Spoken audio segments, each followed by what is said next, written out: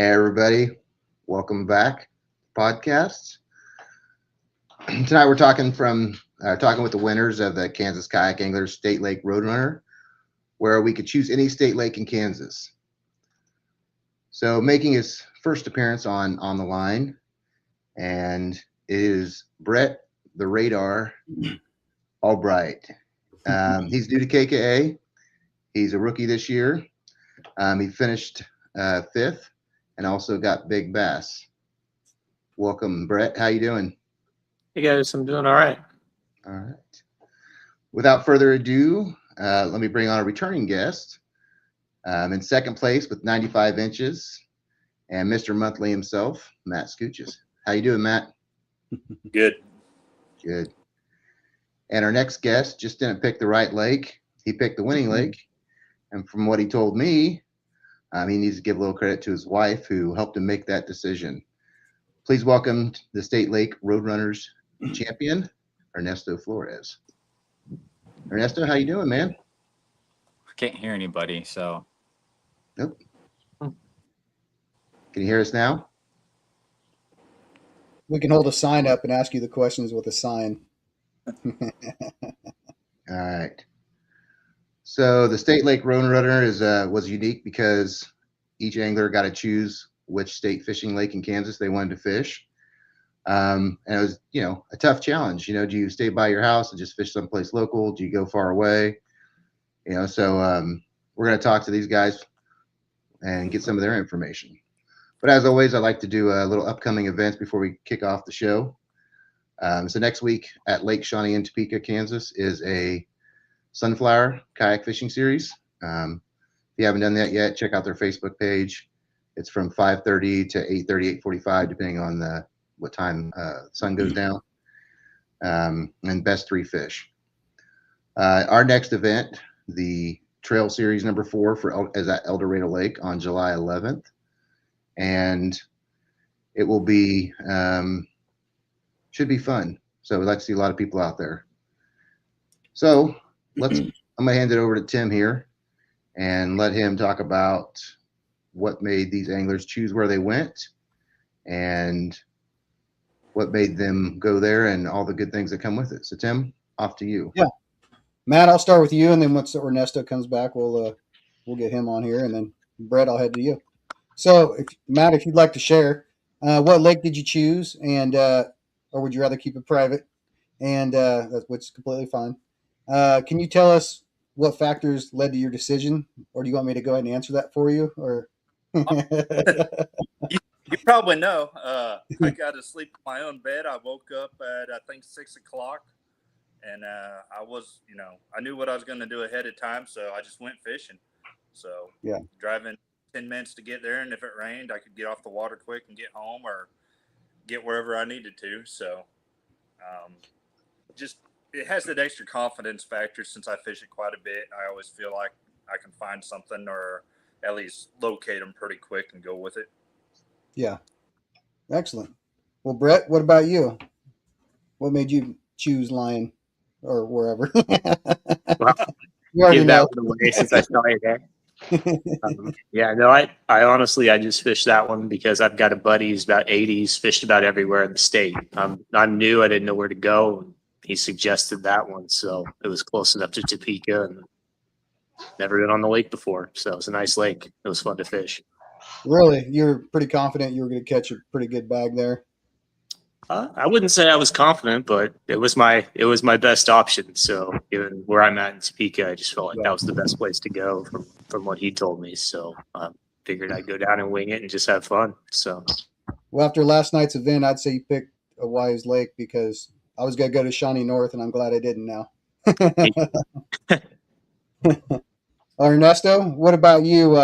If you'd like to share, what lake were you at, and what made you choose that lake? And if you'd like to keep it private, that's fine. And what made you decide that lake? Lion is. I moved to Emporia like 8 years ago, and so I have 8 years of history with that lake. And it's 32 minutes away from my house.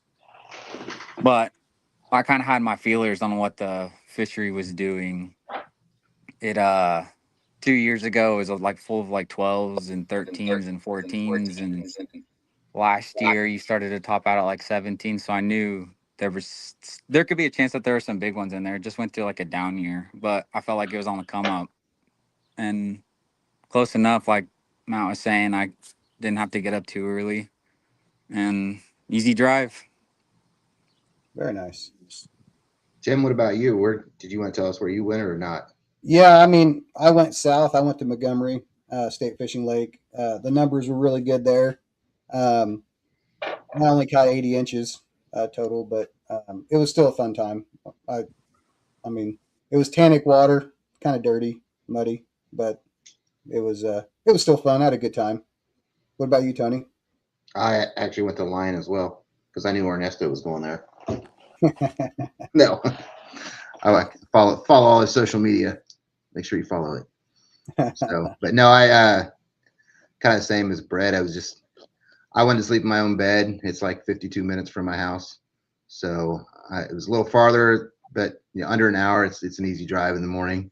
Just have to get up a little bit earlier, and I knew I was going to be fishing right next to the boat ramp, so I was like, I don't even care if I get there by like launch time because I'm going to go 5 feet. So, which I didn't catch any fish there, but I wasn't in a rush. So it was a nice stress-free morning.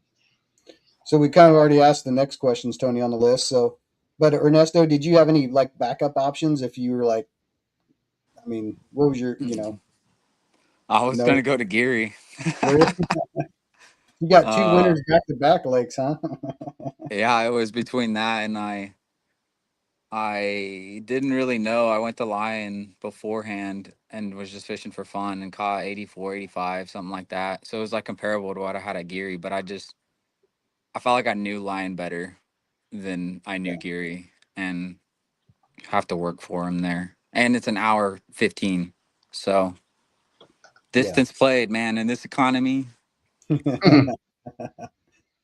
You're on your mini bike on your way, pulling your kayak. Yeah. So, Matt, what about you? Did you have a backup plan? Matt texted me. He said he's having some issues. I don't know if he can Oh, hear us. okay. Yeah. Can you No hear us, worries. Matt? So No, we can talk bad about him right now, can't we? He wouldn't even know. not till he watches later.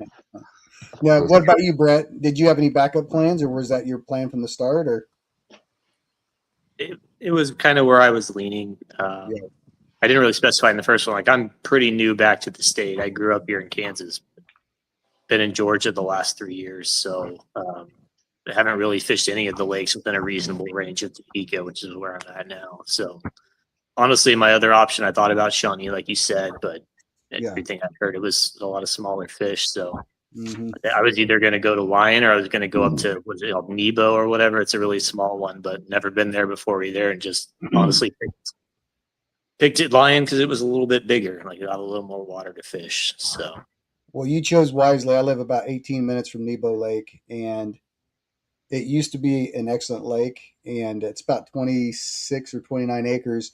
They're yeah, still shocking up some fish in there, but I'm telling you right now, I've been there 4 times in the last 4 years, and I've got skunked all 4 times. Not a single bass. well, there you go. I'm glad I So, rolled the dice and went the other yeah, way. you chose wisely. They shocked some 8 pounders up out of there, but they are not there right now. But just curious about Tony and Brett and Ernesto.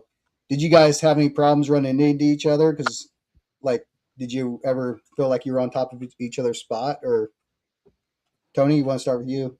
I was pretty sneaky when I was next to Ernesto, so he didn't see me, so I could see what he was using. But no, no, I didn't have any problems. Yeah, So Ernesto's like something going on here with Ernesto. that's just his game face he has on right there.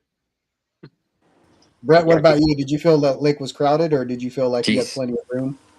I don't think it was too bad. I mean, there were some boaters out there too, a couple other kayak guys. It wasn't too terrible. I want to say 4 of us or something like that, Tony, maybe.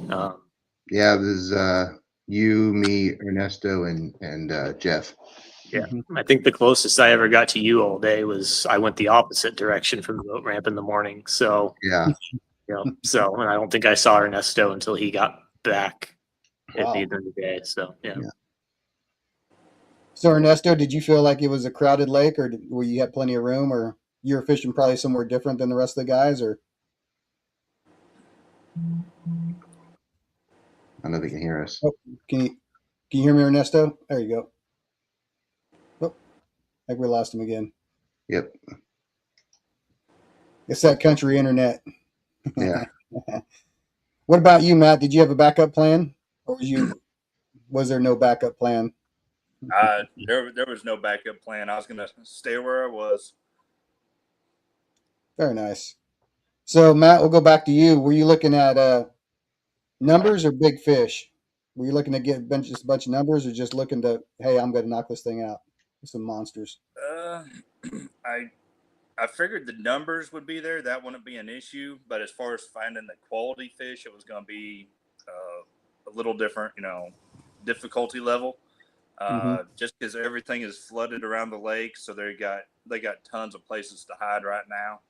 And once you started to pick it apart, you could find like the hot spot and start to zone in on it. So then you could go around and hit the hot spot and move on instead of, fishing the whole entire shoreline full of weeds. Very nice.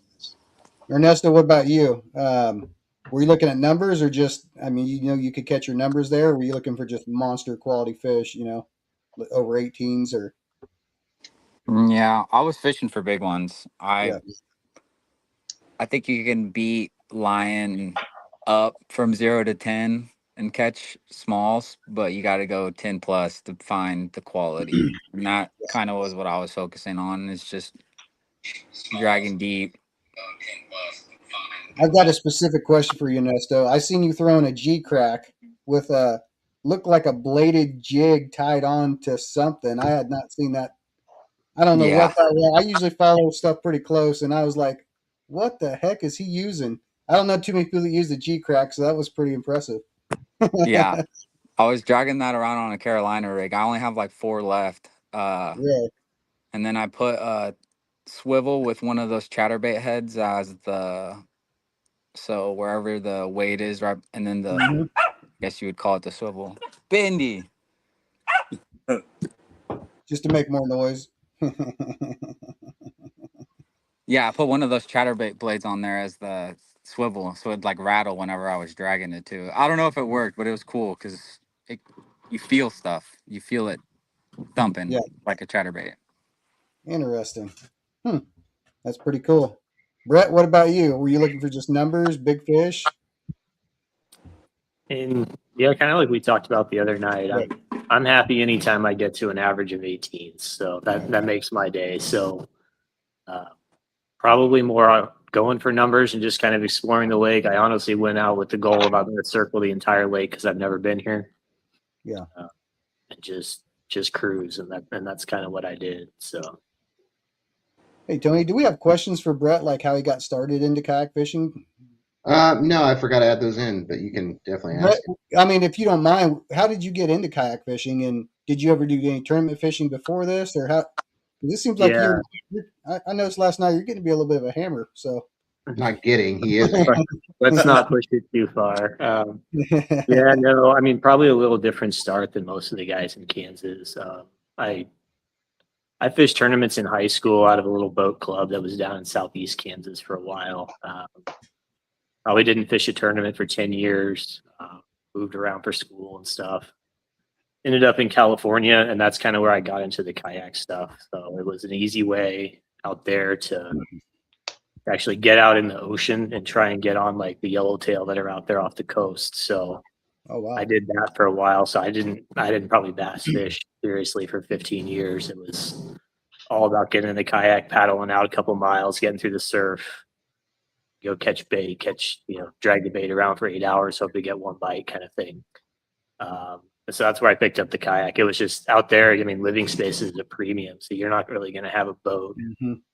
So it was easy to store the kayak in my apartment, and it just kind of worked out that way. And then when I moved back here, I already had the kayak, so I was like, well, I guess I'll just use it for bass fishing now. So that's kind of where I've been. I've never really gone back to a boat. So, do you think fishing in the ocean had helped you in any way fishing for a largemouth? I mean, is there any correlation there at all? I don't know if there's a lot of correlation. I mean, you're out there fishing with big, heavy gear and dragging 12-inch mackerel around. I'm like, a little different. Maybe patience. I struggle with that in general when I'm fishing, which you'll notice if you see me out there. But you got to paddle a thing with a hand or by hand for 8 hours just to get one bite. You'll learn patience eventually if you're going to stick with it. So Yeah. Well, Brett, I don't think you've seen Ernesto, fish or not, but he throws 12-inch glide baits. So I always have one in the boat. I picked that up in Georgia, so I can appreciate that. yeah, that's pretty funny. Ernesto, was weather a factor at all? No, I don't think so. I think we woke up with like a chance of storms. Yeah. I don't know. People were talking about rain or whatever. I was more concerned with the wind, but honestly, the wind forecast was way off. We had dead calm for like 2 hours, and then probably from like I don't know 9 to 11, and I was expecting like 15, 16 out of the south all day. So it was a pretty good day of fishing. Honestly, pretty solid day. Nice. Matt, what about you? The weather? No, I seen lightning to the south, and then I seen lightning to the east. But like Ernesto said, we had a little breeze up here in the morning, then it died down 10 to noon, and then it picked back up in the afternoon, and that's when I got two more of my quality bites was once the wind picked back up. So definitely helped out, I think, on my end. Okay. And Brett, I assume it's the same thing since you were basically right there beside him. Yeah, same thing. I mean, great end time. It picked up pretty bad at Lions right when we were pulling out. But yeah, honestly, the weather was best for me. I dropped that rod over in like 20 feet of water and spent an hour fishing for my rod. So Yeah. if it had been blowing like it was, I never would have got that back. So do you want to tell that story real quick? Because people probably want to know about that. it's a little embarrassing, but yeah, you can. So no, I was cross. I came up behind somebody and I was just going to cross over the lake and went to swap out my, I was going to swap back to a jig on one of my rods. Didn't realize the end was hooked onto my swim bait rod. So lifted it up, knocked the swim bait rod right out of the yak attack in the back, and it fell over in about 20, I think it was 24 feet of water where I ended up catching it. I had a $150 bait and a $600 rod combo fall to the bottoms. Like I was going to be there until midnight. I was going to catch that thing. It was the last thing I did. So, but oh my goodness, it was exciting when I got it back. I'll tell you that. So, What time of day was that? I dropped it over at 7:34 exactly. I remember seeing that on my fish finder. So, and I got it back at right around 8:38, I think. So I was out there for a while. So I'm not gonna lie, I seen you over there. That's why I asked what time it was. I was like, man, he is in deep water. I wonder if he's. It was not fish. If it had been anywhere else in that lake where all that grass was, I never would have got it back. I must have dropped it in like the one patch that was all mud on the bottom. That's the only way I got that back. So, did you run live scope? No. I was fortunate enough to at least have the sense to hit mark right away on my fish finder, and then I threw the little buoy over so I could find out where it was and just casted like 40 feet around it until I got it back. Brett, you can tell us the truth. When you rolled it up, that 21.75 was on there, wasn't it? Not that time, but I didn't. I actually, I went right back to the bank and I caught that thing within 10 minutes of going back. So, I had a little stretch of luck maybe for 15 minutes there, I would say. So right after you got your reel back, you caught that fish? Yeah, I maybe made 15 casts. I went back to the edge and caught it right away. So like that was my stretch of the day, I would say, so it's kind of the way it goes sometimes. Hey, from bad luck to good luck, if you ask me. Yeah. Speaking of that, before I forget, we were talking about that last night. I don't know if my light's kind of bright on it, but and it lights up. It's the big bass trophy I got for you, and it's got a light on. That's pretty cool. Yeah. I don't know if there you go. Oh yeah, that's fancy, man. They did a great job making those things. So that's impressive. Better if I do that. Yeah. So I've got one for you here. Cool. And changed colors. Let me shut it off here. Anyway, I don't know how you shut it off, but anyway, I've got that. I've also got Ernesto, your trophy, Matt, and it looks like Scott's watching. I got Scott's trophy, and then I've got Ernesto and Jay's trophy here for the teams as well. So very nice. Yeah, down there where we were at, the weather blew in, and the guy with the pedal kayak was coming across the lake right when the 40-mile-an-hour winds hit, and he started kind of going backwards, and then Yeah, well, he was able to make it across, but it hit us pretty dang hard. Rain, wind, so it was fun for about an hour. But Tony, I kind of covered the next question that we're going to ask, so Yeah, I'll just hand it over to you, and you can do the tournament breakdown. sure. Where am I at here? Okay, so yeah, kind of just. I think I'll start with you, Ernesto. Just kind of walk us through your day. Did everything go according to plan, and any key baits you were throwing that just kept working or didn't work, or threw it all out the window and started over? Oh, you're muted.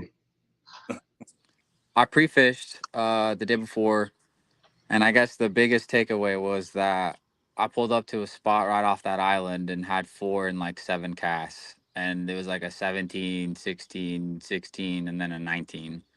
And I was like, I was actually on the phone with Austin, and he's like, dude, you better leave that alone if you're going to go there. And I was like, yeah, I don't really want to, though, because I'm catching them. But I did. So I left and went and fished other stuff. And then I came back and saw you guys pull up, and I fished it again and caught one on a jerkbait. And I was like, okay, whatever. This is it then. This is the spot. So first thing in the morning, I launch. I fish it for topwater. I get nothing. I leave to go chase a topwater bite across the lake at a place that I mean, I could go there on the bank and catch them top. They weren't hitting it. So then I transitioned pretty quick, like 30 minutes into the day, to Carolina rigging like 10, 15 foot of water off those piers. And that's where I started pounding a limit. And then I cycled through a Ned rig. But limited there. I think I had like 80 and you had 84 at that point in time. Mm-hmm. Then I went back to that spot and I made a decision. I was like, I got to go back there and grind that out. And within, I think in the video I posted, I think I casted and then I looked at my phone and then that fish was on. One of the two decent fish was on. Got that one. And then just started culling up there around that area with cycling through the Carolina rig. And I got this bait. I have to show it. And I have to show it, man, because it's so beautiful. It literally is so beautiful.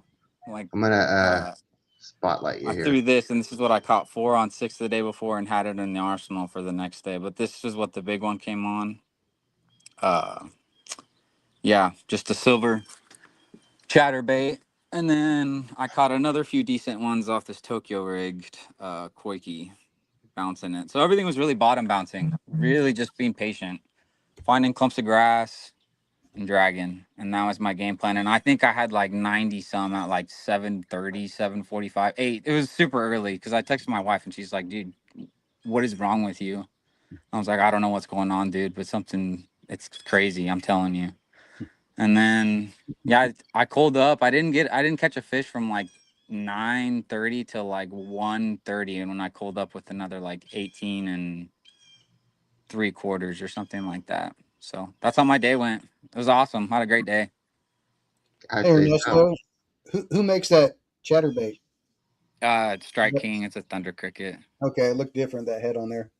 Yeah, it's pretty nice. The blade's like super thin, so it's really, really subtle, I guess. But yeah. Very nice. Well, Matt, what about you? How'd your walk us through your day? Everything go according to plan? Yeah, showed up at just me and one other guy, Jimmy, fishing out there, and try to like a flat offshore early, kind of get a topwater bite, and that didn't really work out. So I started throwing a buzzbait off at first, and they didn't really seem to be chasing it. So tied on a white frog and slowed it down a little bit, and they started hitting it. And then once the sun came up, I figured the bass would be going back in the grass since it was flooded, and was throwing a 1/2 ounce black and blue swim jig with a trailer on the end of it and just punch it in there and let it sit for a little bit, maybe jig it up and down and then hold on. So once they hit it, they didn't miss, and they were solid. So pulled them out. Now I had a question for you. So I know you're obviously going after big bass, but did you catch a lot of other ones, or was it just like, did you catch like 7 or 8, or did you catch like 40?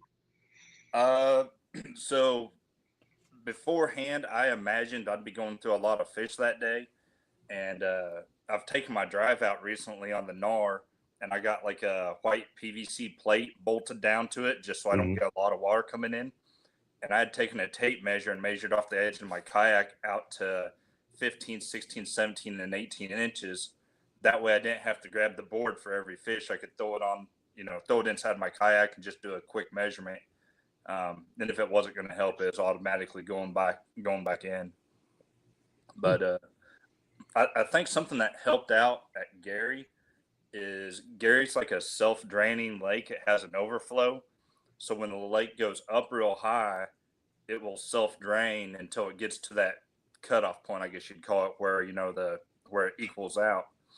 But so it was full. It was starting to drain, pulling the water out of the grass, and then midweek it flooded again. So that water came back up into the grass, and so then it was high for the weekend as well. So I think that kept the fish in the grass without pulling them out, putting them somewhere else on the lake, either on the rocks or the flats or something like that. Brett, what about you? So walk us through your day. All right, yeah. So, I mean, I went the opposite way. So I went down the dam first from the boat ramp there. Didn't get much. I mean, started off similar, excuse me, to the rest of you. I was just throwing a buzzbait to see kind of what was around. And I had one fish miss it, but didn't catch any. Tried a couple other things, slowed down a little bit, threw one of those ridiculous kind of poop baits for a little while for nothing. Ended up catching a couple on a little ones on a chatterbait. And then just kind of, from there, I'm like, well, I'm just going to kind of go back to what I'm more comfortable with. And so I just basically started cruising the lake with a frog. And I pretty much, I'm honest, I did that the rest of the day. I did that straight until 2 p.m. I really didn't throw much else. Ended up, early in the morning, went down, I'll be the east side of that lake, and there's those jetties there. And basically every time I hit the corner between the jetty and the bank, I caught a keeper out of that. So I picked up a quick limit of like 16s doing that. Went and tried a few more spots, nothing, and then ended up getting that at 21. I think that was the only one I didn't throw, and I caught that on like a more of a toad style bait, just kind of pulling it and letting it sink. Picked that one up, and then after that I picked up the frog again, and the lake level was just, I think that was important too, kind of like Matt was saying for me there. And that, I caught all my good fish in probably less than a foot of water. They were up under, it was about 10 o'clock. They got up under those cedar trees. And so at that point, I kind of just started skipping from cedar tree to cedar tree and flipping the frog under there. And they'd either hit it on the first cast or I just moved to the next one. And that's ultimately how I ended up catching, I think, the last 3 fish that I kept. I had 116 from earlier in the day I couldn't quite call. And that's pretty much what I did. They're tough to get out of those cedar trees, but it was pretty consistent. Every few trees I'd pick up a decent fish. And I don't think I caught one under 16 doing that. So wow. I don't know why they were there, but that's where they were. So are you a big fan of the frog, or just that particular day? I enjoy fishing topwater. Yeah, if there's a frog bite, I'm going to be stubborn and fish it all day. I'm going to be honest. So I'm going to slip into what I enjoy doing every single time if I'm not catching them. So what type of line you used for your frogs? I throw like a 65-pound braid and a heavy 7.3 frog rod, kind of standard stuff. So yeah, sounds like you guys were making something that I didn't. Something that I struggle with is you guys made adjustments when the weather changed midday. You didn't like keep doing the same thing over and over again. That was working in the morning. That's really important, I think, and I probably should do that more. So less snacking and more fishing time. Yeah, that's usually my first lunch at 10 o'clock. Your second breakfast. They call me the snack king for some reason, right? Your little hobbit. Yeah. So Ernesto, back to you. Did you feel like that would be enough in inches?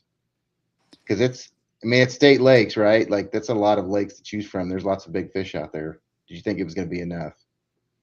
I was 50-50. I think somebody would have had to have had a bonkers day to get 96.25. And I had a bonkers day, but somebody almost did. Yeah. So I knew that there was a limit out there that was going to challenge. I was very, I mean, just it sounds pompous, but I was really surprised like how many inches were caught like across the field. Like a 85 put you in like 27th. Yeah. Yeah. I know that's not right, but you get what I'm saying. Like Yeah. if you go to Melbourne and you get 81, you might be in it, but just the sheer amount of length Yeah. that these lakes produced was crazy. So I knew somebody could potentially have it. I thought I had big bass too.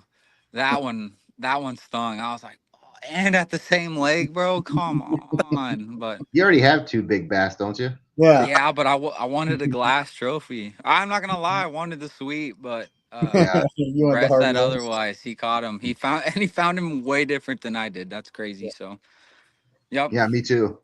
I was fishing a little like you, Ernesto, but I was fishing the grass lines, like, and I was getting 16s and 17s. I got 3 17s and 2 16s, and I had a bunch more 15s and 16s too. Like, I had a lot. I think I had 26 fish total that day, and I missed 2 or 3. So, I mean, it was basically a 30 fish day, and healthy, really healthy fish. So, Well, that too. We all think we have our own special bait, but then the same guy on the same lake, catches yeah. just as much as we do on something completely different. Matt, what about you? What were you thinking? I got this. This is mine, or were you thinking like I got 5th? Or I didn't look at the leaderboard the entire day. Everybody says I sandbag. I just don't like to show my poker hand before the event's over. yeah, But Jimmy told me, he's like, man, he goes, the highest I seen at like 2 o'clock or whatever they were shut off. He's like, I seen it was 92. And I was like, well, okay, I might have a chance to be in like the top 5 because, 32 anglers, everybody's fishing their special lake. Mm-hmm.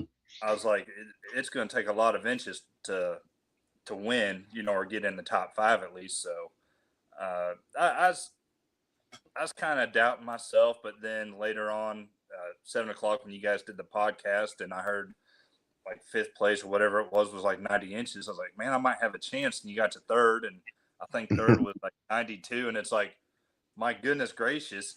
And then Ernesto, 96 and a half, he just blew it out of the water. But I was happy with 95.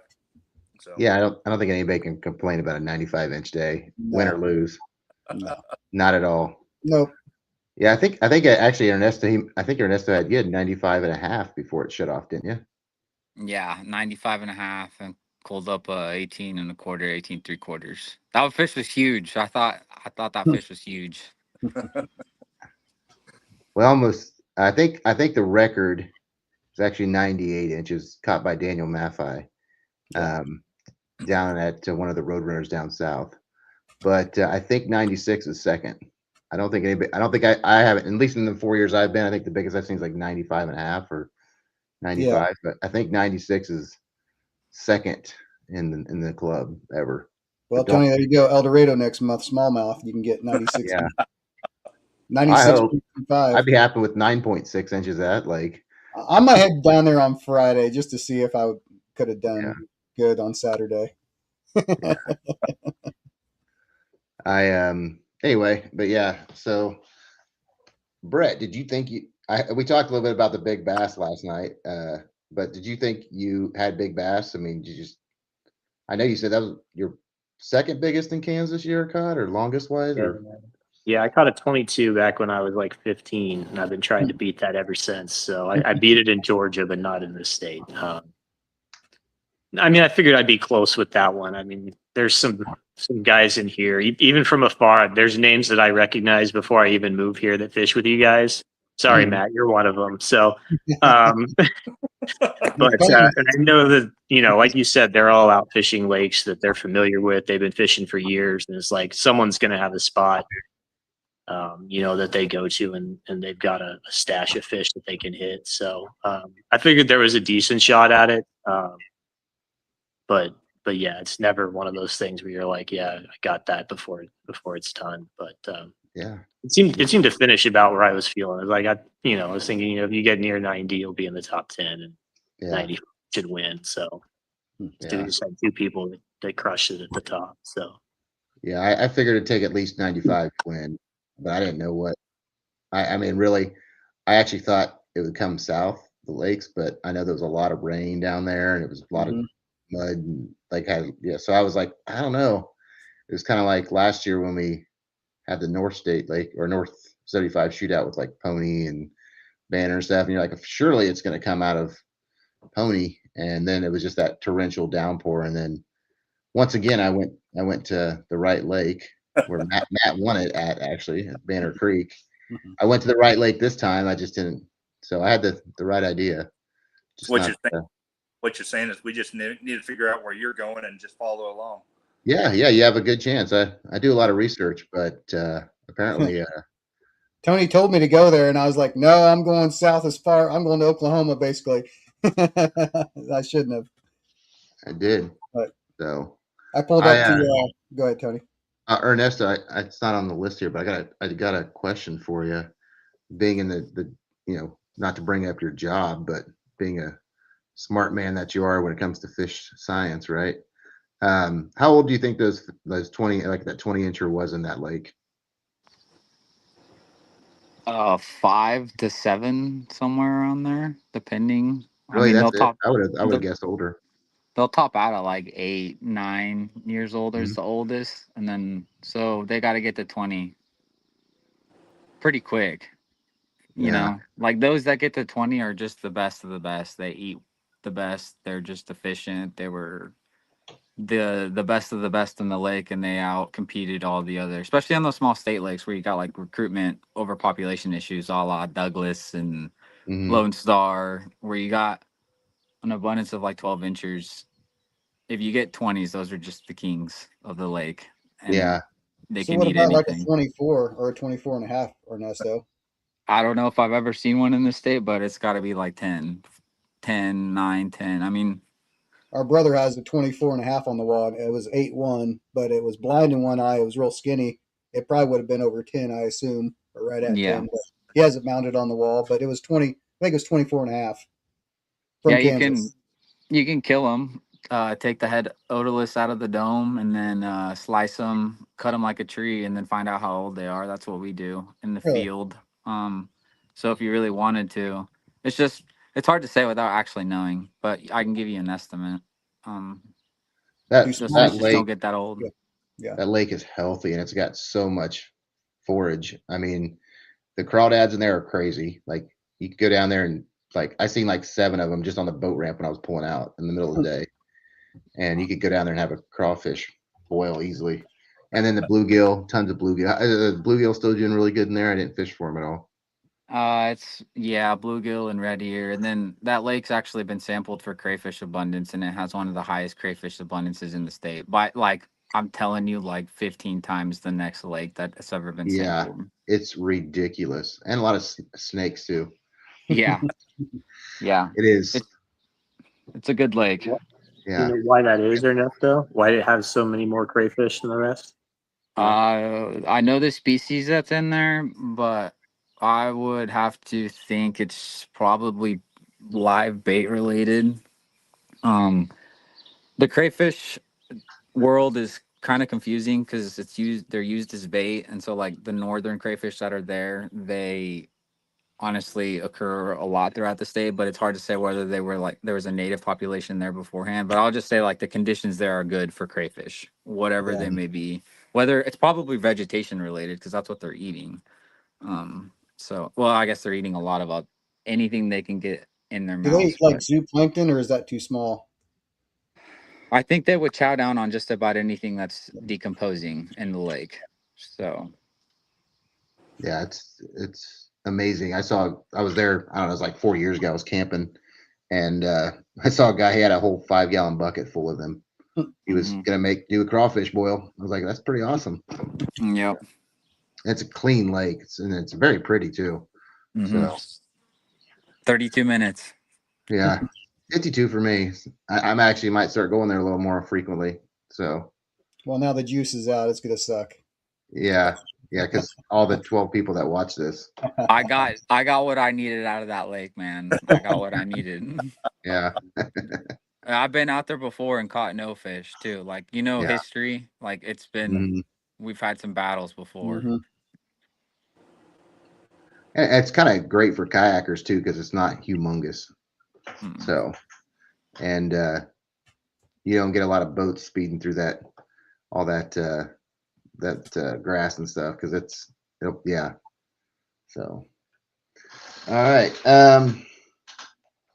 Yeah. So, Tim, I'll move on. Let you take over the next couple questions. Yeah. One of the questions on there was, Ernesto, did you have any close calls, or did you lose any big fish, or anything that would have changed the game? I had 1 or 2 bites that I wish I would have got. But I mean, I caught 96. I was happy to get that in the net. It was whatever. So, but I really enjoy that style of fishing. The thump is crazy at that depth. It's just really fun to reel in the line, just like cut it loose. Matt, what about you? Did you lose any big ones? I actually fished pretty clean for that event. Nice. Lost a couple small ones that just were like holding on to the bait, like the tail end of the frog or something. But probably the best one was there in the middle of the afternoon after lunch. That 21-inch, I seen her wake from the shallow water and just come up and engulf the frog right in front. Nice.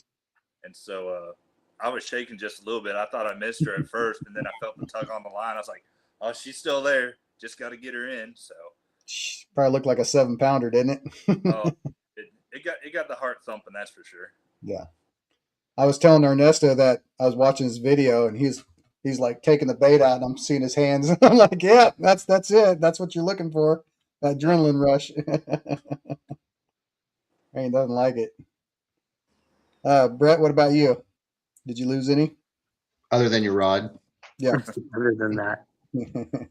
Yeah, I mean, I had one with about 15 minutes left that might have helped, just to cruise up into that other bay just off to the west there, the ramp, and tried to pull one out of the tree. It got off, I don't know, it was 17 or 18, so it might have marginally helped me out. And then I lost one more that was similar.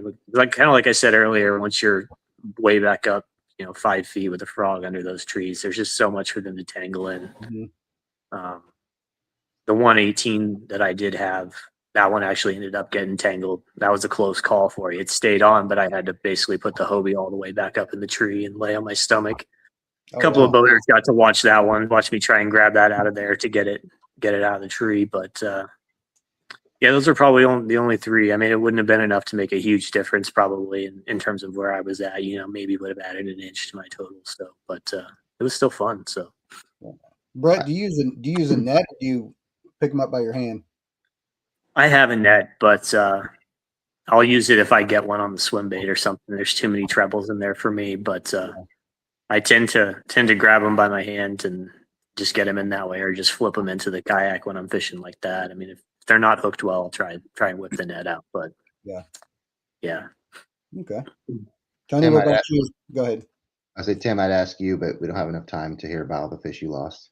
No, I only lost 4 that were 18 or over. So you'll see the video coming out. What's weird is, in my defense, every time I touch my button to like unspot lock or whatever, I pick up my rod and the fish would be on there, and I go set the hook and I didn't get a hook set, and it just come out in front of me, and I'm like, oh. And I lost one probably about 10 minutes before the end too. But yeah, it's a sad story. Yeah. I only lost one over by those little lily pads. I guess it'd be west of the boat ramp. I was casting, like I'm just letting the wind take it. I cast as far as I could with a wacky rig, and I just kept pulling it over the weeds. It hit it. I fought it for, I don't know, maybe like 10 seconds. It jumped out of the water. It was probably an 18, honestly. Like, it was bigger than the fish I was catching, and that would have probably added like 2 inches to my total, which I might have moved me up a spot or 2, but not like, oh, I would have won everything, So, but yeah, only fish I missed all day. So I think I may have missed another small one that was like, 10 incher that just flopped off. But yeah, I think he just had the tail of the wacky. So, all right, well, move on. Next questions, Tim. Yeah. Ernesto, what do you think makes a state lake a good tournament lake?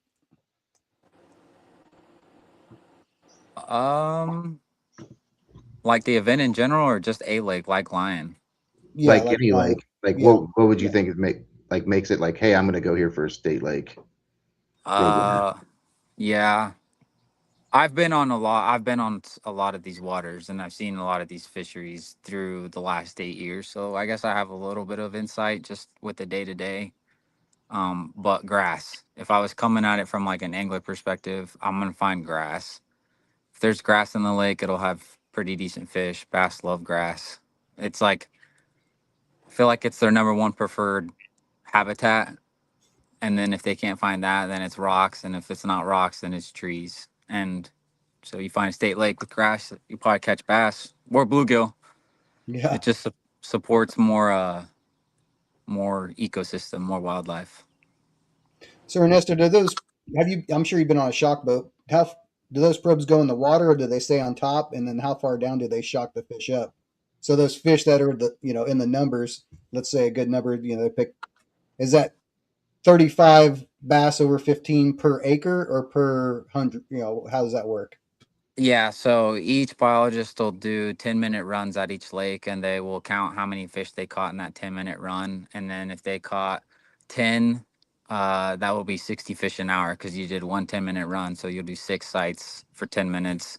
Whatever you get there, and each site is independent of itself too. So it's not like you can just be like, all right, I caught 10 here and then it's additive. There's actually some sort of science that goes behind it to get a better abundance estimate. But that's essentially how you do it.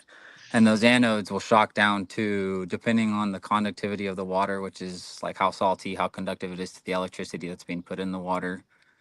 Clear water is harder to shock. So if you can have times where you're running and you just float fish in dirty water like Lebo or, some of these other lakes, Nebo, that has Yeah. just dirty water. But if you're shocking like Line in early spring and you got vegetation, clear water all the way down to 10 foot, it's hard to pull those the bigger group of fish, your bigger cohort. So you can of all the things we do in the science world of fisheries management, bass shocking is one of the best things that we do, where we get pretty good estimates. The limitation is always how effective is the gear at catching those fish, which is just kind of like fishing for us. Same Yeah. thing. Yeah, I wasn't sure how they ran over the top of the grass like the electrodes. So They I did do, not know yeah. if you go to shore and, like for example, that, 6.5 pounder that was shocked up at Lake Shawnee, was it down 11 feet? Was it at 4 Yeah. feet? Was it over grass kind of thing? Well, So, I can tell you they're shocked around the time of the spawn for that very reason, yeah. because the fish are going to be pushing shallow biologically. So that's why we do it then. Oh, That one might be been up there just trying to spawn. makes So sense. a question on that. So like this year's numbers, were that from last year's shocking? Yes, this year's numbers on the website are from last year's shocking. Gotcha. Yeah, and this year should be. I mean, they'll come out for next year, but it's a roaming 3-year average. The And numbers you on try the to hit, website. do you hit every state lake every year or do you like rotate? Every lake that is a priority gets sampled. And that might be contingent on high water. Like they're not going to throw a shocking boat on a lake that's 10, 20 foot high, Like you're Mm-hmm. just not going to get a good estimate of what the fishery looks like when it's 20 foot high. So, but yes, generally most of them are sampled. At least our state fishing lakes are. They're high enough priority. Okay. That's awesome. Was there one fish that you've seen? What's the biggest bass that you've shocked up, largemouth wise? Probably 6. 6? Five. I want to say like 5'8" from Milford, and that thing was like 19.5 inches.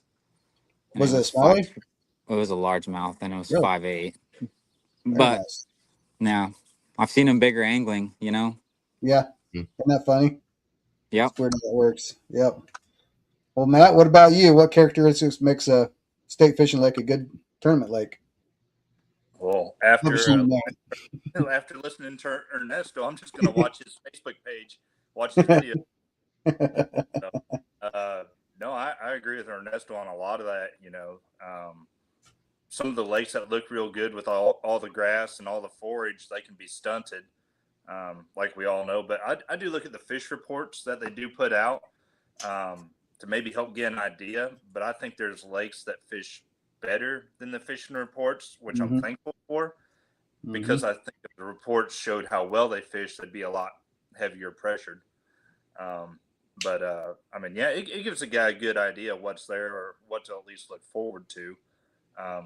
There's one lake that shows really poor on the fishing reports, and I usually try to hit it 2 or 3 times a year just because I've been there before and have done amazing. Just because it might not have a large number of fish, but it's got the big ones that a guy enjoys catching for sure. I'm sorry, you cut out. Where was that lake at? No. That was, closer to it than I am, but I don't think he's ever been there. Me? Yeah. I've been to every lake in Kansas twice. No, I'm sure I fished it.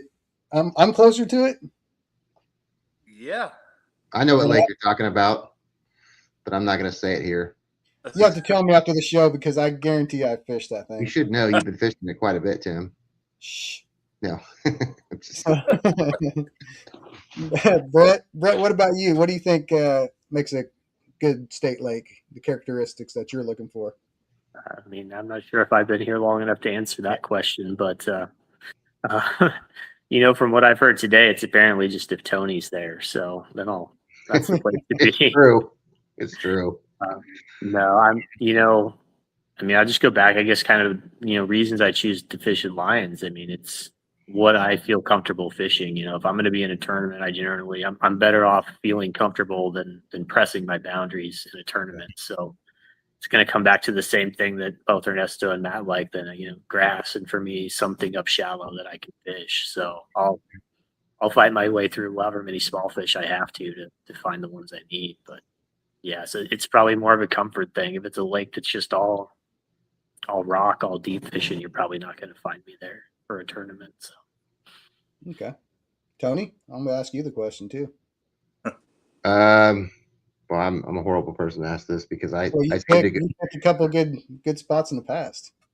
Yeah, I have. I think for me, I do look a lot at the bass report, but what I found is that what makes the best lakes for me are when I go there and the weather doesn't suck. So I found that a lot of these lakes with good numbers, if they're very highly pressured because everybody goes and fishes them. It's kind of why I went where I went, because I didn't think it was going to be as pressured except Ernesto fishing it all week. But I didn't think it was going to be as pressured. So I don't know. I like clearer water for me and lakes that are less affected by the weather, because I've been to a lot of lakes where they have big fish, and I've seen other people catch big fish there, but I can't seem to catch them because it's after rain or something like that. So I don't know I found that Lion for me was clear, and I thought I'd be less affected by all the rain, because I drove by Gary and I was like, yeah, I'm not fishing that, but apparently I was wrong because it was a mud hole. So, but what it was it not? It was dingy. I mean, it was a little dirtier than I would have liked, but yeah.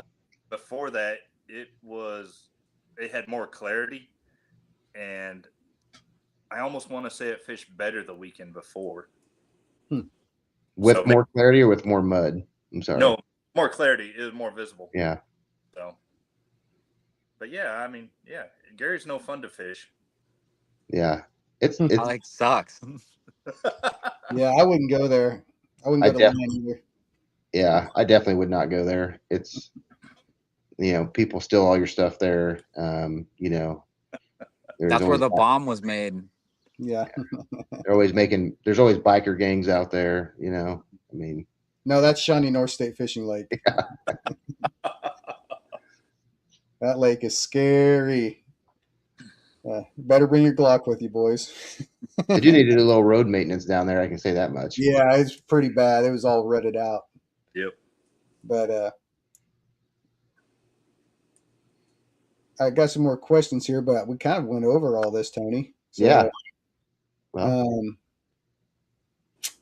I don't know for the fun questions if you want to do that, or we can go to the next section real quick. Well, I'll ask you that. Would you guys go back to that state lake if you only had one state lake to choose for the rest of the year? No. Brett, how about you?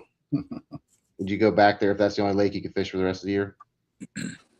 Probably not. There's too many I haven't been to, so I got to Yeah. go to other ones, even if that would be more fun, maybe. So yeah. Yeah. Ernesto, you gonna keep going back to that lake? I know you fish it, you like fishing it, but you gotta get lake burnout, right? Like going back to the same lake that's next to you. I do anyway. I wish I could tell you. Like, I started fishing the kayak angler circuit last year, and that became my fishing for the year. Like, I quit fun fishing, I guess you would say, because I was trying to get dialed in.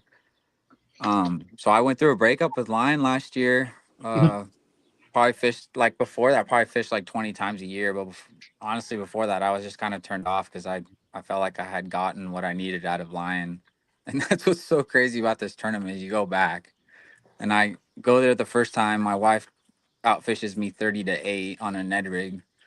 Then I go back in the afternoon another time and I catch like 72 inches. And then the day before we find that spot and then we catch 96. So pretty up and down. I'd say I'd probably go. I need to go fish other lakes. It's too much fun. The It lake's really, fun, but it yeah, it it gave really me is. a good day. Yeah. You've gotten everything you've ever wanted out of that lake. Now Yeah, you can officially break up and move on. maybe we'll see. What about so do we Matt, what about you? Wait, did you answer that? I can if you want me to. Would you keep fishing it over and over again? It's 10 minutes away. I gotta fish it. So Yeah. the one thing interesting about that lake is like the weed beds. I think they change every couple of years. Like sometimes, like when we get a heavy rain or low water conditions during the winter, I think it kills off some weeds, but yet others pop up. So the weed beds are moving throughout the lake in the back end of it. So it's interesting to see how it changes every year. Plus, I don't know if a lot of people know, but Gary has some of the biggest smallmouth I've caught living in it. So Hmm.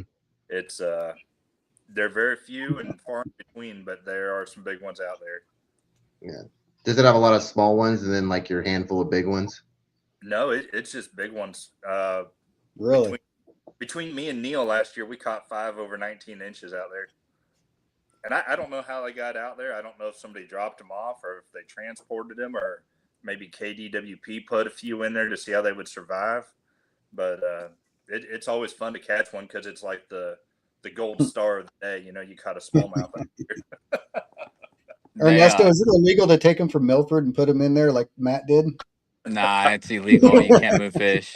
But I'll tell you, it was I at one point in time, I'm pretty sure those fish that were put in there came from Milford. Really? And it was stocked with 4,000 fingerlings, I think, this year, smallmouth fingerlings. Oh So wow. that lake will be fun, and it's got giant sockeye too, man. Don't Yeah, for the meters for the meter giants. it's Have you got big. shot up a bunch of giants out of there? Yeah, I've netted them. I've seen Yes. them. Yeah.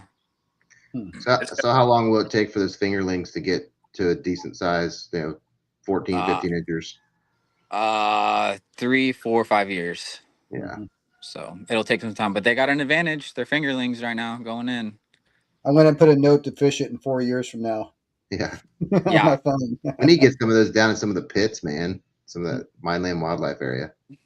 Yeah, it's pretty. If you have like a fishing journal, it is pretty cool to like keep track. Like you can, essentially what we do with the boat, you could do with your angling. Like you go out there, you know, you caught a bunch of 12s, you know, it's got a 12-inch problem, and you show Mhm. up the next year. It's kind of like what Jeff was saying at the boat. He's like, he's telling you, Tony, he's like, I caught 17s. I know there's 19s out here. There's got to be.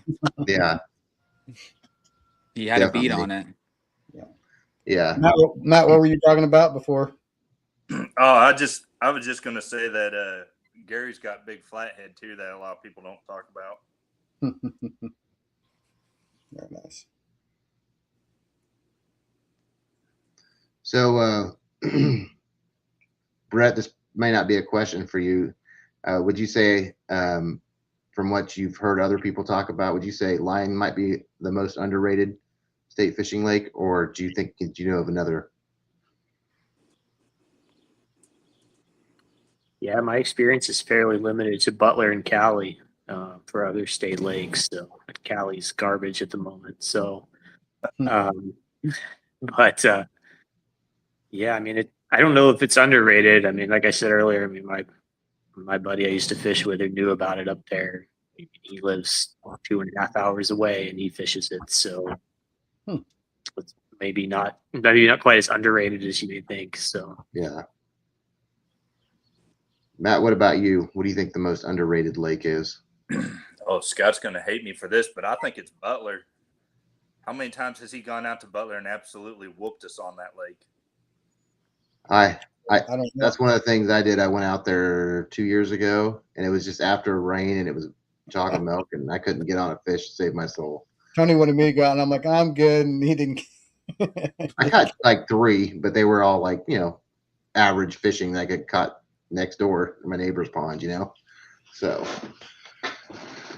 but yeah. Any up and comers, Matt? You think you know of? The state lakes for Yeah. like fish. I mean, there's a handful. Like you almost like Ernesto said, you got to keep track of them. You know, they might have a bunch of 12 to 14s, Mhm. and a couple of years from now, they might have 18s. I think the last time I fished Lyon County, it took like 80 inches to win, and then Ernesto goes down there and pulls out 96 inches. Yeah. That lake might have done something over the past few years since I wasn't down there. Well, Tony and I fished it. What, like, was it 5 years ago? And I caught like a Yeah. couple 16s, but I didn't really wasn't on like Donkey Kong there for me. I Yeah. think I was using a black and blue jig when I was fishing it, but yeah. Any underrated ones for you, Ernesto? No, but I almost went to Butler too. That's not really a secret, but I've never fished that before. But I thought this tournament was really cool because it was an opportunity to either be comfortable or go do some crazy, uncharted, new lake, new type stuff. And one of my coworkers was like, "Just go down to Butler." I was like, "Dude, it's an hour and a half, man. Like, you gotta want it pretty bad to drive Mhm. 3 hours round trip and then spending 30 minutes unloading the kayak Shut up, and loading Ernesto. everything." That's how So long it took me. It was 3 hours That's away. exactly what Tim did. yeah, Well, but if I I mean, actually showed up. What's that? you were on it. I mean, Montgomery's great. I fished a tournament last year on a boat and caught a 4.8 off of a Nessie that won big bass for the USA bass in there. So Yeah. they're in there. Or no, it didn't. Somebody caught like a 6.2 actually at that tournament. So they're in there. Yeah, I was looking at the numbers, and Neosho and Montgomery had really good numbers. Neosho had Yep. excellent. So I Mhm. showed up there, and I'm fishing it. It's like chocolate milk. I mean, it is so. And so I catch 2 bass, and I'm like, I'm not filling this lake. I pull out, and the guy's like, yeah, we had like 11 inches of rain last night down here. I'm like, oh my God, of course you did. I almost turned around, not joking. I had like a $170 Airbnb. I was like, I'm going to Lyon County in the morning. I almost turned around, drove 2 hours back, 2.5 hours from there. But yeah, it was You know still what? fun. You know what I was curious about? Where the Nebraskans went. When I saw the standings, and I was like, you know what else is good? I'll tell you. I'll just drop it, man. Washington State Lake. The numbers look good, but that lake, if it wasn't 2 hours 45, it's got grass. It's Well, the night nice. before I left to go down south, I talked to Tony and I said, because I was going to go to Washington also, and I looked at Google and it was chocolate milk. And I was like, no, I'm good. It was dark. And I was like, yeah, I'm good. I don't like, I've never fished it. So, but the those numbers were good in there. those Those northern lakes got crushed with rain last Yeah. month or so. Yeah. So Yeah. those at Washington, they're used to that dirty water, so don't let that scare you. Mm-hmm. I like the cleanest water possible. If it could be 12 foot clear, I would fish it. I'd But there's actually, only one lake. I'd actually say I actually have one. I was trying to think about which one I think is underrated. I don't know if you've been to Woodson. Yup. Not there yet, but it's going to be an up and comer. Osage State Fishing Lake, man, that thing, Yeah. I tell you what.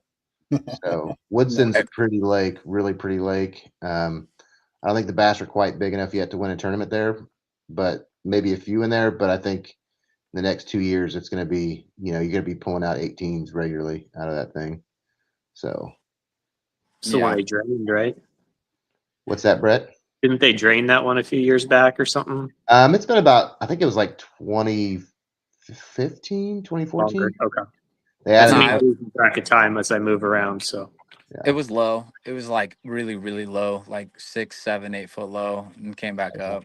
Pay attention to lake levels, man. Lake levels. yeah, Yeah. that's what I was thinking. Droughty periods lead to increased vegetation on shoreline. High water inundates habitat, creates great fisheries. That's the ticket to your state lake, man. Juice. That is some good juice right there. One thing I have noticed this year, just from from like the monthlies and the tournaments and the standings and everything. And Matt, was it you that said it, or somebody else that like last year nobody hit 90 inches in the tournaments? Like the highest one we had, I think, was yours, Matt, with like 89 at the North Banner. North Shootout. Excuse me. And this year we've had multiple, like we've had 90s. Like I've seen a lot bigger bass this year than I saw last year.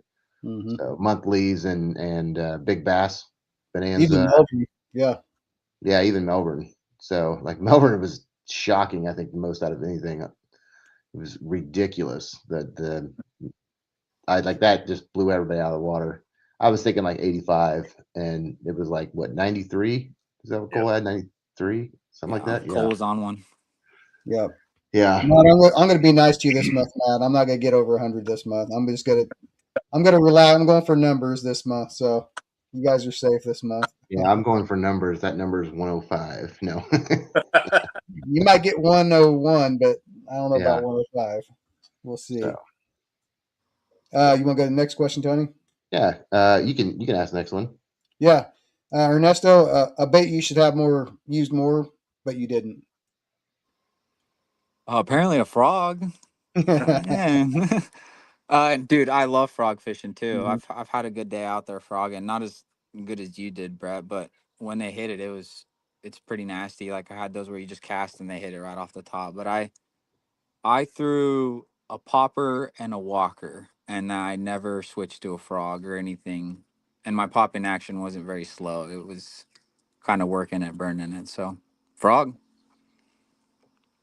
Very nice. Matt? There's a couple areas looking back on.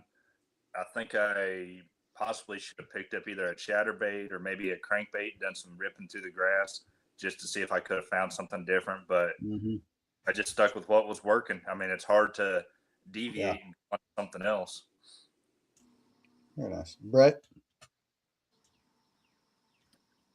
Maybe pick up that swim bait rod and throw it a little bit more, since I apparently need some slightly bigger fish. But I had one fish that came up and followed that thing through the day, and it was a bad fish. So maybe, but yeah, it's hard for me to get away from the topwater frog stuff. So Very nice. What kind of frog do you like to use? What do you like to throw?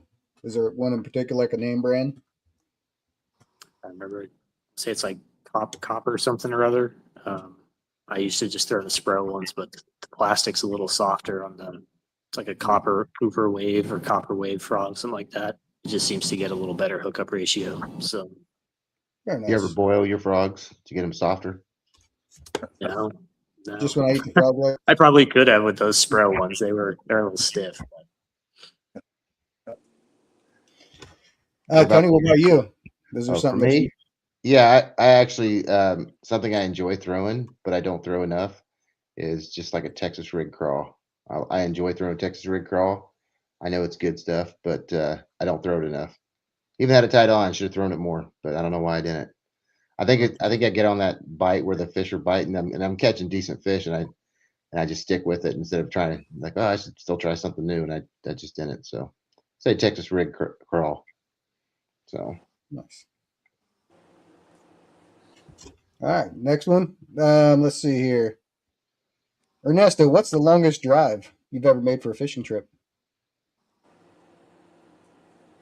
In Kansas, I don't know if anywhere. it's long. I mean, I went to Mexico to go bass fishing.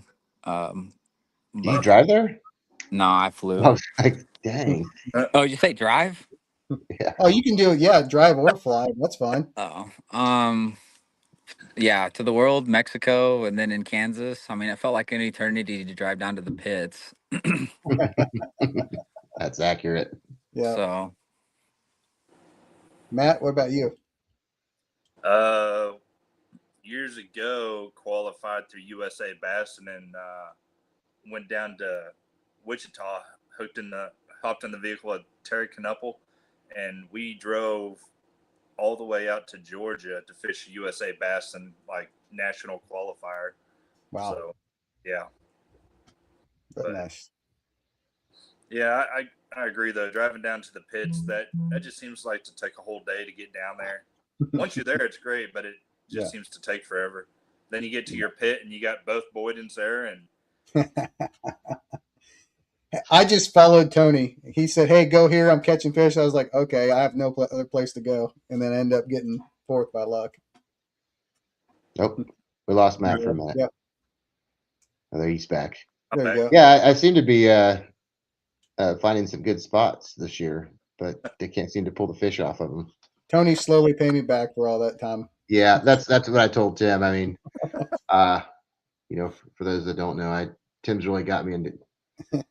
He kind of got me into kayak fishing and tournament fishing, and I saved him like 5 years off his time for what baits to throw. So he also saved me. Now I have to work for 5 years longer to retire. yeah, So, but yeah, those pits were fun this year. Not for me, but for a lot of people. Brett, what about you? What's the longest you've had to drive for a fishing trip? I mean, I hauled the kayaks back from Georgia to fish some lakes I like in Kansas a couple times. So, Yeah. I mean, I suppose that might count. I'd say so. Yeah. Yeah. A long drive. Yeah.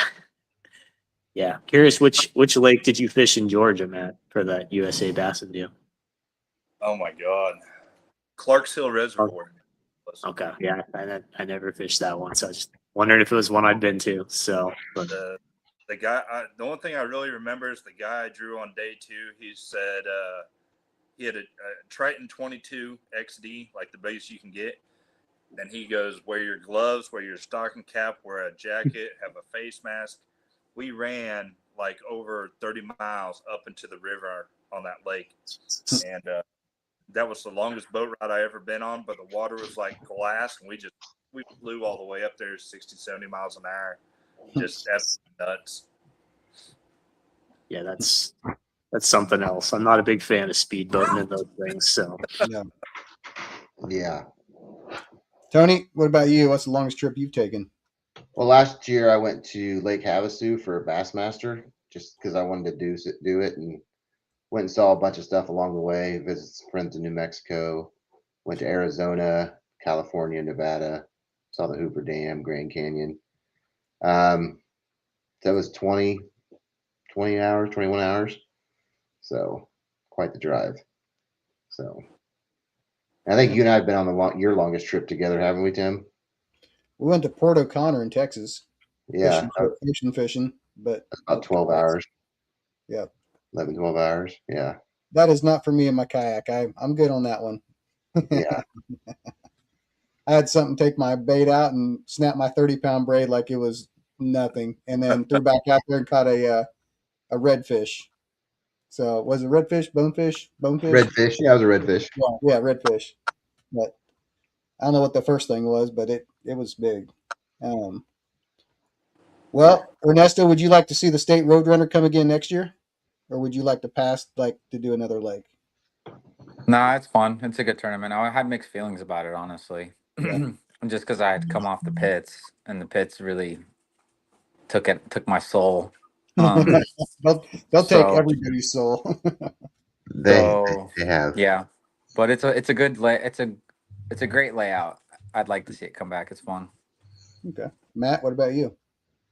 Yeah, I'd like to see it in like July or August, but I think it gives a lot of guys chances to fish water that they're familiar with. So, or maybe not familiar with, branch out and fish something closer to them that they haven't been to before. I think it's kind of an equal playing ground for everybody because everybody has their favorite, and any state lake can easily pull 86, 89 inches off any day of the week. So It's kind of nice, I think. Brett, what about you? Yeah, I like any tournament that's on small lakes, but yeah, no, I think I like the concept the same way you guys said. It's easier for people to travel to. You can kind of hear that on here. A lot of us, the lakes that were close to where we are, it's not, you don't have to get an Airbnb or anything to get down there and stay or anything like that to get enough sleep. And I think that's a nice concept, kind of open it up maybe a little bit to the people that were, maybe not as interested in going to one of the big lakes that's further away or something. So Yeah. Yeah, I think it's the biggest reason we do it is just because it allows people. And although we do get, man, all the good lakes are down south. Well, I think we kind of proved them wrong this year. So, Well, but we're going to ban those 2 lakes next year, and the lakes that yeah, were won this year. So Yeah, there you go. The following year, ban the lake that won the event. yeah, it's kind of like what we want to do with the monthly. If you win a monthly, you get to you no longer get to do the monthlies for the rest of the year. That's not the only fair way to do it, Mr. Monthly. No, we're good. We're good on that one. I got something for Mr. Matt. Tony, what do you think next year? State Lake? I think we'll probably skip at least maybe 1 year, but maybe not. We'll see. My favorite Roadrunner in the 4 years that I've been doing the Kansas Kayak Anglers was the Tri-County Shootout. It was Lynn County, Miami County, and Bourbon County. Mm-hmm. And you could go to any public waters in any three of those. So I thought that was my favorite. I'd like to. I don't know. I also do really like I like the ones that were all at the same place or at least close vicinity, because I enjoy the award ceremonies afterwards. Although it was nice not having to worry about packing my whole car full of stuff for the award ceremonies, but nonetheless, I enjoy the meetups and the camaraderie there. So I don't know. I don't know if there's one specific county that was kind of fun, and maybe do Osage County shootout. No, thank you. Let's see, Carbondale and is it Melbourne? Is it Melbourne and Osage? Oh yeah, I guess it is. Yeah. Would that include mini Melbourne though? The little small lake? Yeah. What county is Milford in? Gary County, or is it in 3 different ones? It's in 3 different ones. Counties? Gary and Clay. Yeah. Okay. So I don't know. That was one that I thought was really cool and unique. You got to go to any public water in those 3 counties, and I don't know I don't remember where the winners came from, but it was that was kind of a cool, unique thing. But I think if it's mid-state, you can do something like that.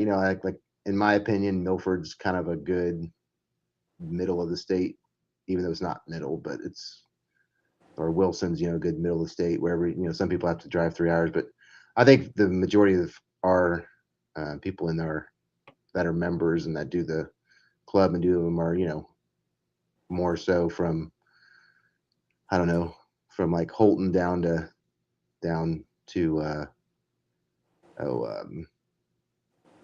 Pittsburgh to over to Wichita, kind of that triangle. That's where, in Kansas City, of course, too. I guess I missed that, but yeah. So, but yeah, I definitely liked it. It was fun. So, well, the next question, one of my favorite questions on here is, Ernesto, which upcoming event are you looking forward to the most? All of them. I enjoy fishing them all. I'm excited to get back to Banner Creek. It's I'm not a very good excited. lake, though. I'm excited to go back to Banner Creek for some redemption. That's on the docket, and Perry too. I really like fishing Perry. Yeah. It's just it offers so much. Like you have to work for those fish, but You do. you can do different things there. Did you go to Banner last year?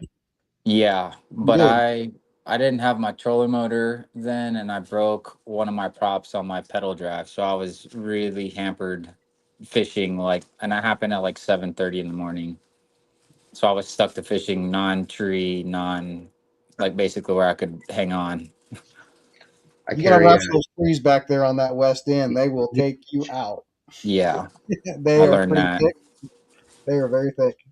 Need to reach out to me next time. I've got an extra prop for my motor, and I got an extra prop for my Old Town now in my kayak.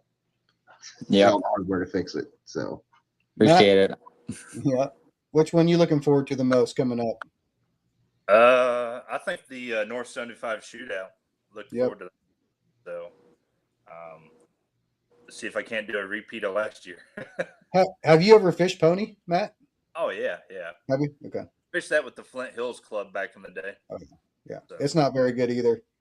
no, I'd probably go to Shawnee Lake, or actually Shawnee Shawnee Lake North. is probably the best. Yeah, that's probably the best definitely where I option would of go. those. So just give you a little juice right now. Shawnee North State Fishing Lake, just go up there and fish the dam and you'll be okay. I wanted to keep it to just Banner and Pony, just the battle of the creeks. No, that's all right. No, we're good. I kind of wish I kind of wouldn't have requested Banner on there, but this year because it's fishing pretty dang good right now. But yeah, Brett, what about you? I'm out for El Dorado, so that leaves me with just two, but probably the same as Matt, the North 75. I'm assuming there'll be some guys from Nebraska that I used to fish with years ago there. So I'm hoping maybe run into a couple of them, and that'd be nice. So, Yeah. Well, if you like grass, Pony is the place for you because I was out there, I think in April. I think I was out there in April, and the grass was already 100 feet out from the shore. So every year it's getting worse and worse, the grass out there. So you better have something that glides over. That's all I gotta say if you go there. So I'm stubborn. I'll pedal my way through that grass. Yeah. It's a good fishery though. Tony, what about you? Last year, Milford was a lot of fun. I went out there before the State Lake Roadrunner, and it wasn't as fun. It was too calm, I think. Just because I was like, I'm going to Lion. I don't need to go fish it. It is what it is, and I'm about having fun. And actually, it was one of the funnest days I've had this year. The tournaments at Lion, just a lot of 15s and 16s. That's always a fun day. But yeah, I don't know if Perry's right, man. Perry's a lot of fun, but probably Milford first, and then because there's big smallies in there. So I don't know. Milford or Perry? You? I was gonna say Perry, but I think 75 shootout the way two of the lakes are fishing right now. I think it's gonna be maybe even 98, 99 inches, depending. So Yeah, it all depends on the weather that week. Yeah, if it rains, you're kind of screwed at both lakes. If it Yeah. rains, so yeah. Last year, I think I pulled 95 out of Pony on that Wednesday, and it rained Friday night, and I got 3 fish. So it was a pretty rough day for me. But Anything? You want me to ask the last one here, or you want to go ahead, yeah, Tim? go ahead. Yeah, I would say what lake would you like to see? Any lake in Kansas that you'd like to see next year? Any specific lake? Maybe a different one, maybe the same one on the turning schedule for next year for 2027. Ernesto, go ahead. Big Hill. Big Hill. I like Hill. going down there. I'm not gonna drive down there unless there's a tournament, And Yeah. that's kind of my whole excuse to go fish lakes that I never would fish, and I've fished that a handful of times through the years, but it's a good lake. Mm-hmm. What about you, Matt? Since it's not on the schedule this year, I'll throw out Wilson again. I mean, Yeah. I love just Wilson. that lake. So the chance to catch, a 15, 20-pound striper. But yeah, you guys brought up that, what was it, the Bourbon County shootout where we went to Tri-County shootout. Yep. Tri-County. Yeah.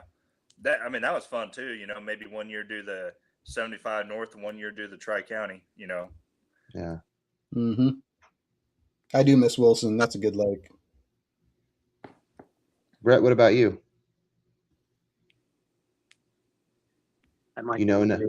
Big Hill's. Yeah, I don't know a ton of them. Big Hill's interesting to me. The only time I fished it was probably 10 feet high. So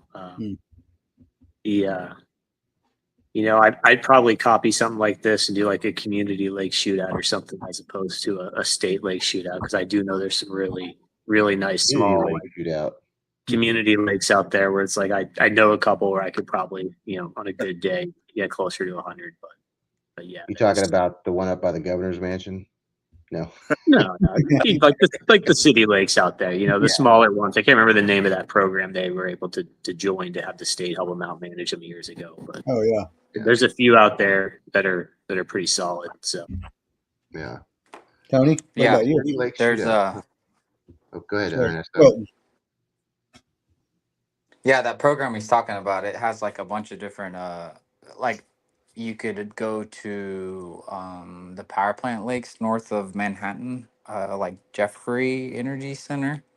I think that's in Never the heard of it. CFAT program. So there's some like bigger lakes too in that program. You'd probably have to get the list from somebody.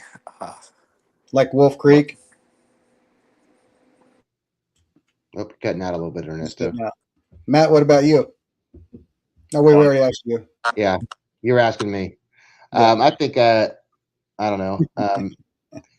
I crunched all the numbers last year from all the lakes that we went to and all the things that we did, and like who got the most where were the most limits caught, the biggest number of fish, the most anglers in the tournament, and North 75 Shootout had the highest numbers of all the tournaments we did last year. Whether it was highest number of limits, highest number of people participating, so I thought that one definitely needed to be returned for this year, and that was a really good one. But I'd like to I like that one, but I don't like it such a far drive between all the lakes. Mhm. It makes it harder for like an award ceremony, so I'd like to do something a little closer.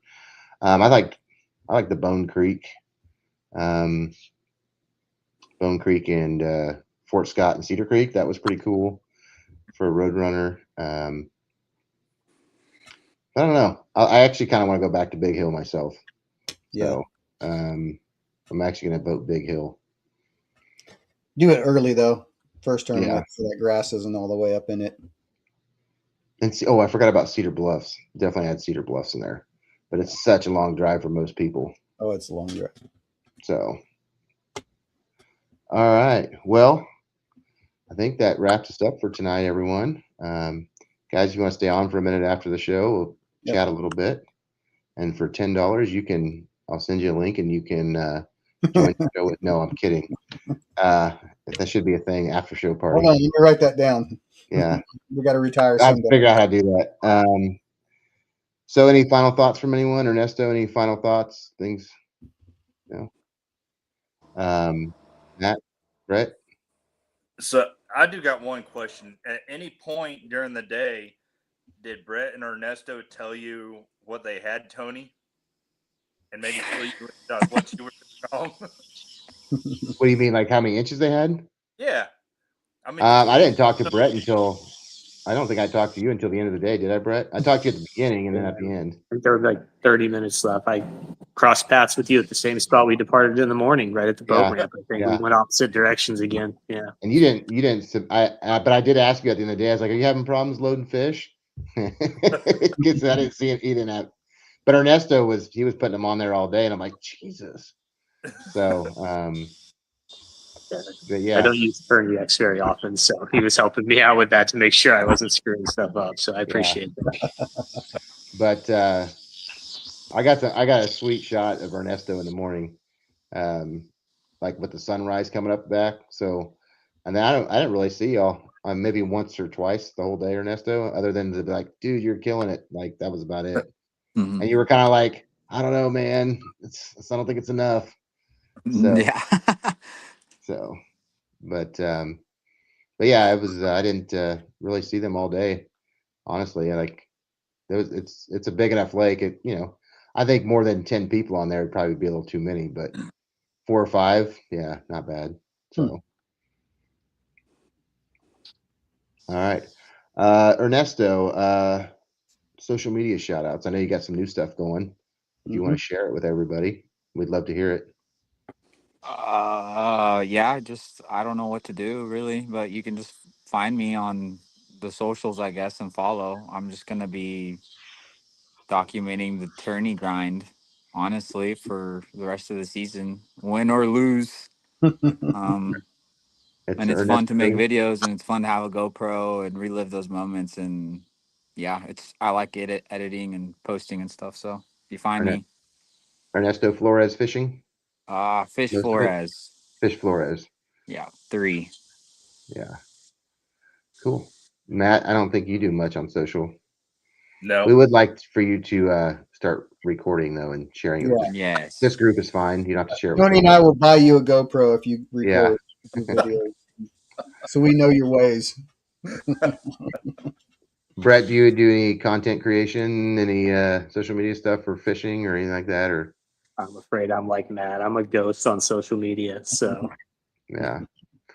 All right. Any thanks to anyone in particular? Friend, family member, Ernesto? Yeah, I just everybody, I guess, and my wife for putting me on, giving me some solid advice the night before. Yeah. Matt, you? Just thanks to all the guys that fish these events. It seems like every year we add 8 to 10 to a dozen more guys, new names, new faces, and some of these new guys, they're hammers, they're sticks, and they're making us old timers look bad that have been in the club for a few years. I like to see you guys sweat. Any shout outs, Brett, to people? I'll just, I appreciate you guys putting it on. There's not as good of a community in every state that's out there. I mean, there was a group in Georgia, but it was a lot tougher to kind of get with and meet those guys. So it's just nice to be back here, have a group that's so friendly, and have folks like you who are willing to, put in the work to make it happen. I really appreciate it. Yeah. Thanks. We try. So I think we have 15 new rookies this year, so that's pretty awesome. Wow. So Who's all leading? right. You know who's leading it right now for the rookies? No, but I can tell you in like 2 seconds. Give me Just one curious. I'm just curious. While Give me a I'm doing that, Tim, you want to shout out the people that didn't get to make it tonight, like Scott and Yeah, Jay? Scott.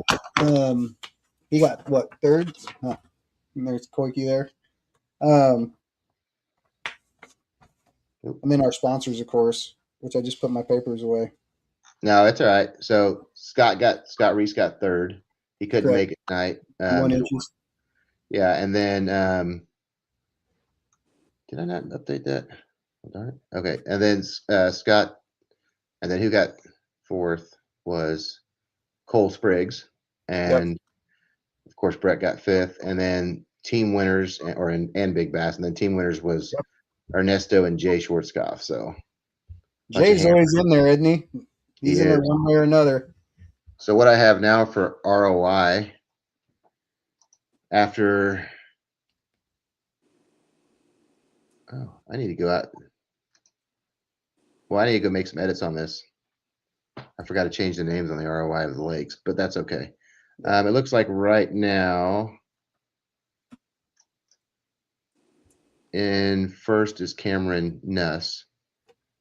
And then right behind him is Drew Latham and then Mackenzie Gibbs. Okay. So I'll double check that though. I need to work on that this week.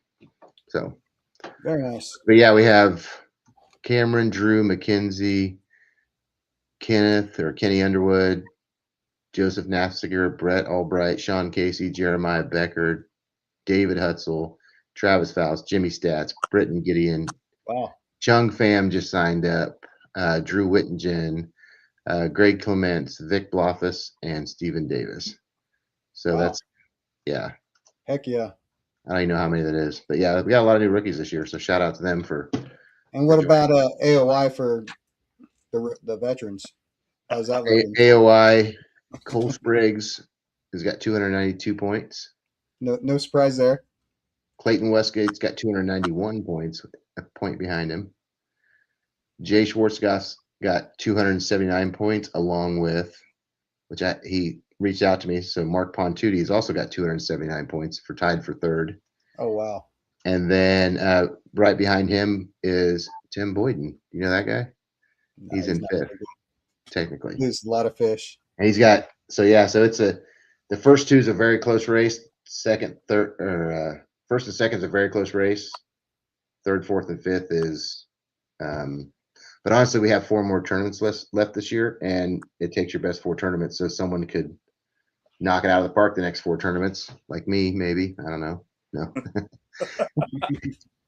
And it's anybody's game at this point in time because they could look completely different at the end of the season. So we just calculate them based on every tournament gets 100 points, and then it just goes 199, 98, just to keep it simple.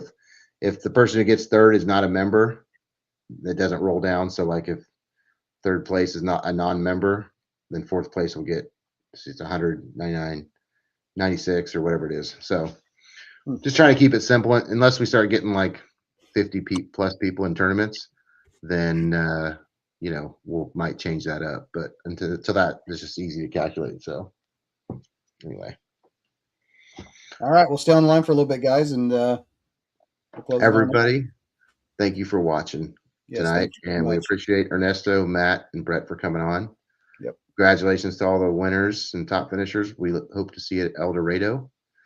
And a shout out to our sponsors, Melbourne Lake Marina, Amped Outdoors, Catch Products, Golden Belt Customs, Biz Baits, Kayak Cushion, Trash Panda Decals, Blue Jazz Coffee Roasters, CNC Custom Baits, Killer Custom Wraps and Shields. So I gotta give them our shout outs. So all right, everybody. Thanks, Derek. For I think he's talking to us on the podcast, but he's probably talking to the guys that fished, right? Yeah. Or both. We'll take it all. All right, guys. Have a good night.